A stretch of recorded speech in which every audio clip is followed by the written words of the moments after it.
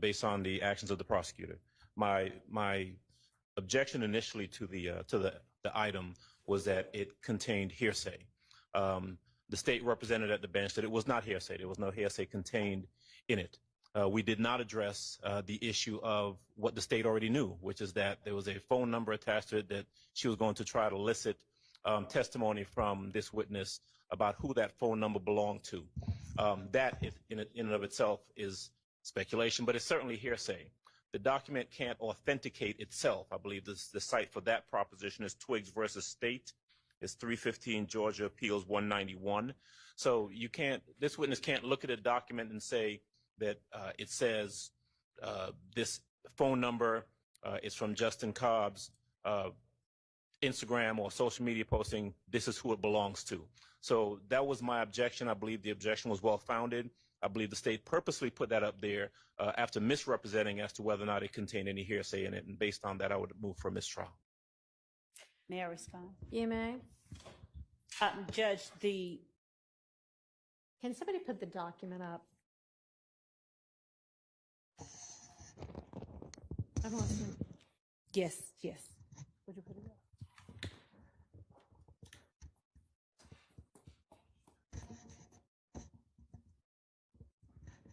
First, the state objects to a mistrial. Second, Your Honor, what Mr. Adams indicated that he did not want on here were the comments with where's the phone number? There it is. Yeah, okay. The comments generally being all of the writing on the right side of the picture. Your Honor. And so I said to you, is any of it hearsay? Is any of it being offered for the truth? And you said no. Your Honor, what I was asking the witness to do is to tell what was of significance to that number and what he did in terms of finding out and corroborating information that he obtained, because he obtained phone records. I don't intend that this evidence or this exhibit will prove or show and corroborating information that he obtained, because he obtained phone records. I don't intend that this evidence or this exhibit will prove or show that this is Justin Cobb's phone number. You're asking him that? And No, asking Your him Honor. to testify to that? I'm asking him, and I understand the court, I'm asking him what handle it's next to, and Your Honor, what he did after seeing what he saw on this That's social not what media you page. asked. You represented at the bench that none of this, that being the writing on the right side of the picture, which we're all squinting at because it's tiny on the piece of paper. And so I am relying upon you to actually be honest with the court and opposing counsel so that we can deal appropriately with the evidentiary issue. Was any of it being offered for the truth? And you said no. And then you turned around, and after it was admitted over the overruling of the hearsay objection, based on the representation that nothing was being offered for its truth, you drew the witness's attention to the phone number and tried to have the witness testify to whose phone number it was. If that is not offered for the truth, what is it?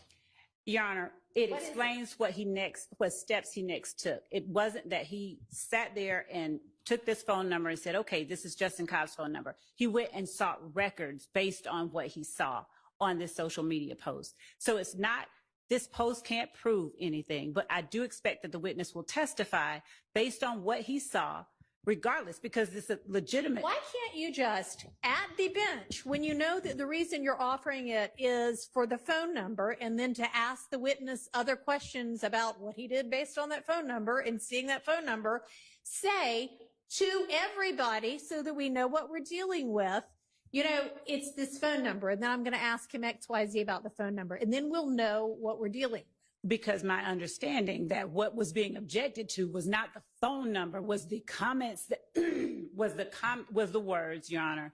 And again, this piece of evidence does not prove anything, as anybody would be able to say. But when he saw this on Justin Cobb's page, or a picture of Justin Cobb next to what he believed to be Justin Cobb's handle, he sought additional information.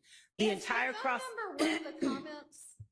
I'm sorry, what, Your Honor? I mean, that is included within what you're now calling comments, all of them just being. And I asked at the bench what comments they were asserting was hearsay, Your Honor. I literally And asked that. I asked at the bench, is any of this being offered for its truth? And Your Honor, it's being offered to explain DDA Sprinkle's actions that he took next. Your Honor, these records have been collected as part of what he did in this investigation. He was asked on cross-examination, did he take particular steps to corroborate what was given to him in certain interviews? That was the preceding question before I asked him about this particular post. So the state intended and intends to introduce the records that DDA Sprinkle produced or obtained after seeing this post. This post can't suffice to prove that that is Justin Cobb's number. This post only explains why DDA Sprinkle got the number and why it was significant to him in this investigation, where his steps and actions are being questioned. But you know, Judge, we don't get there. I hear what the state's saying, and it's disingenuous because we don't get to the second step that they're talking about, what records he procured and why he did what he did, unless we go through the hearsay statement that's contained in the portion that I objected to. And the court is accurate. I was there and I asked for everything that was on the right side, all of the verbiage to be, I said that was hearsay. The state said it was not. It clearly is, because to ask him that specific question, I mean, listen, none of us are obtuse. It is what it is. I think that the state was disingenuous about it. The state's being very slippery in regards to their response to the court's questions. I think it's willful, and I think a mistrial is appropriate. And I'm asking I for one. can't figure out what it is. If it's disingenuous, if it is that, I don't want to malign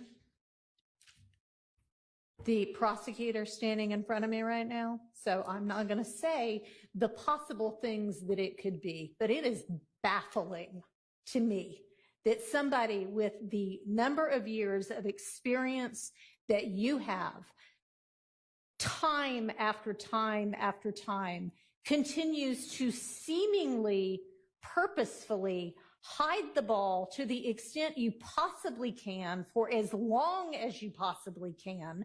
And I really don't want to believe that it is purposeful, but honestly, after a certain number of times, you start to wonder how it could be anything but that, unless it is just that you are so unorganized that you are throwing this case together as you try it. And I am sorry to say that, but this case is being made, and I am sorry to say that, but this case is being made much more difficult for everybody because of the haphazard way in which it is being presented. I'm going to take a recess for a few minutes. I'll have a ruling when I get back.